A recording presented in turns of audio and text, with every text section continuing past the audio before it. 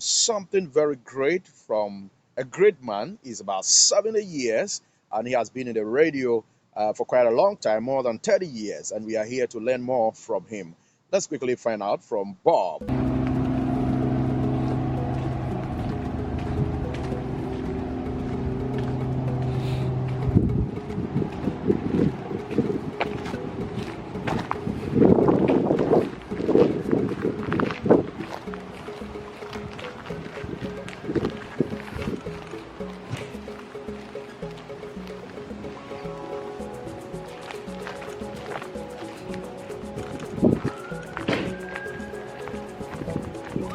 Looks like you guys are getting close to being finished.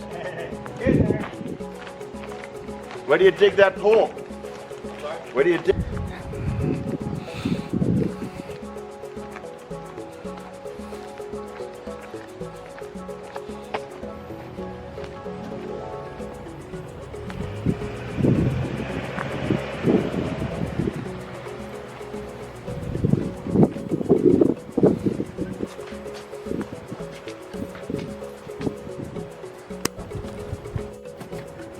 My career, the compliments became more and more.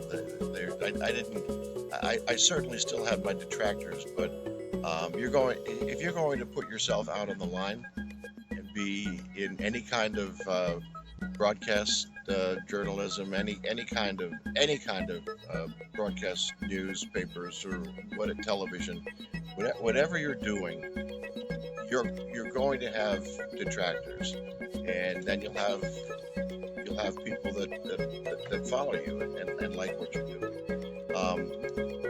Once I was able to feel confidence in myself, the detractors, they weren't even a distraction anymore, because I was getting positive feedback from. Well, when I went to school, the facilities were really poor. Not so much the radio facilities, the two radio stations on campus, they were adequate. And I would say, after being in radio stations for all of my career, the college radio stations were adequate. They weren't great, but they were adequate. But the television production value of the college that I went to was very, very poor. Um, while they did have uh, TV studios, if you want to call it that, it wasn't great. So now what's happened is, I mean, you can look at any aspect of higher education now, from high school to all the way to through university. Um, all every aspect of it. I don't care whether it's baseball fields or football fields. All the high schools seem to have professional facilities, and so I would think that also that's taken place in the colleges as well. So everything has been upgraded. So it's state of the art now. You've got slick production facilities in both radio and TV. Um, Newspapers,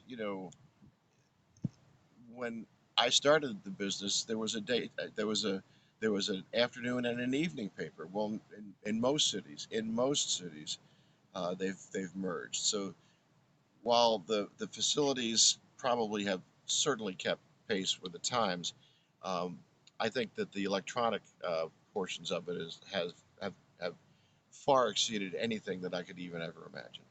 Yeah, let's quickly look at your performance during those days, 13 years back. You told me how scary it was for the first time. So moving on and on and on, what have you achieved so far? Okay, there's a couple of things that I think is important. Okay. Um, Number one, I don't know how many thousands of radio shows I did in my career, but I listened back to each one. I Wow. listened to every one. I recorded All your every shows. one of my radio shows, Wow. and I went back at night and listened to it.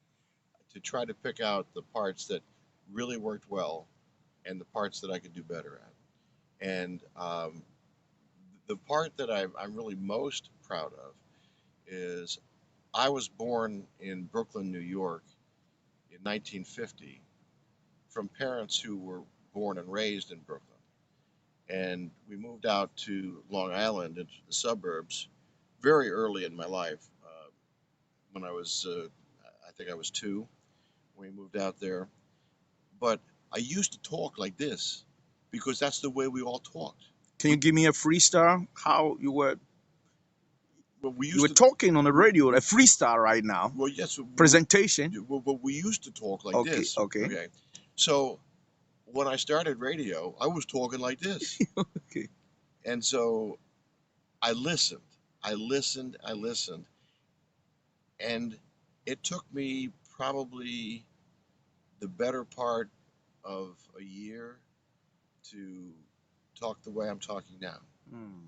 But I lost my accent Okay. because that accent was going to hold me back.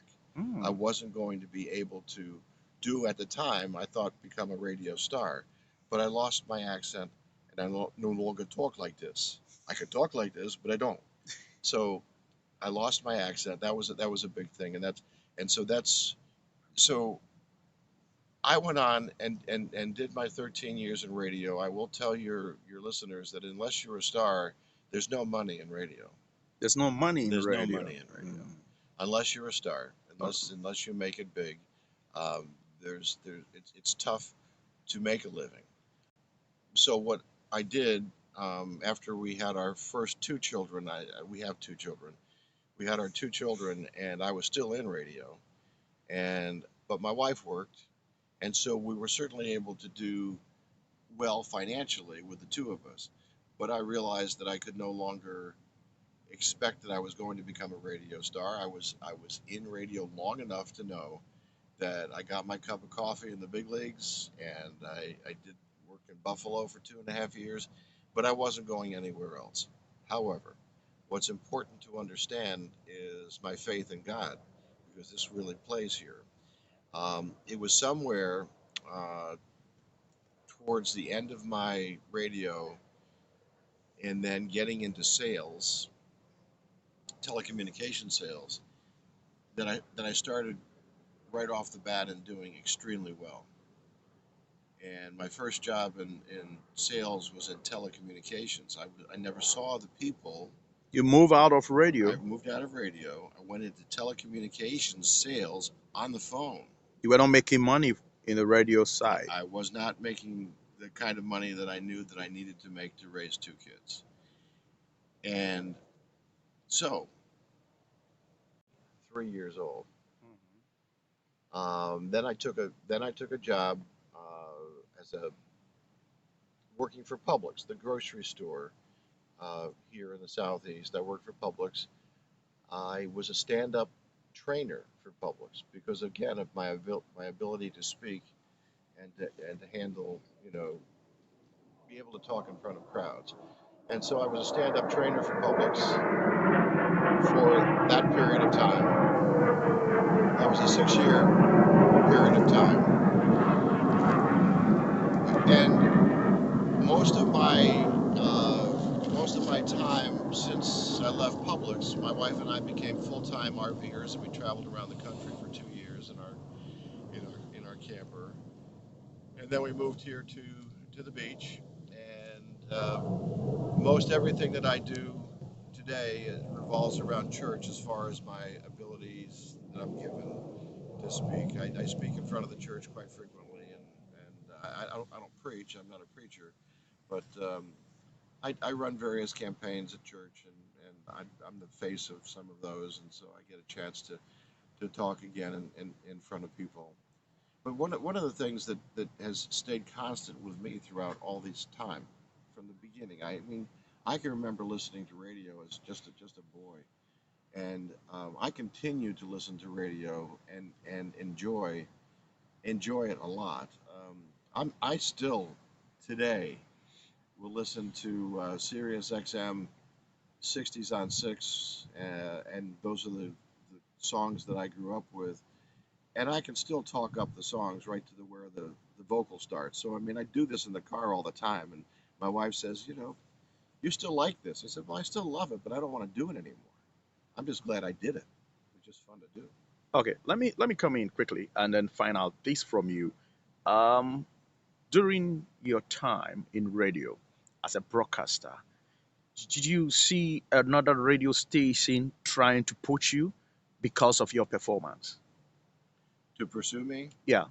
Uh, no, no, Were people trying to get you into another radio station or managers trying to get you into the radio stations to no, work? no, not at my level. Okay. I had to seek the jobs. Okay. I'll tell your listeners an interesting story.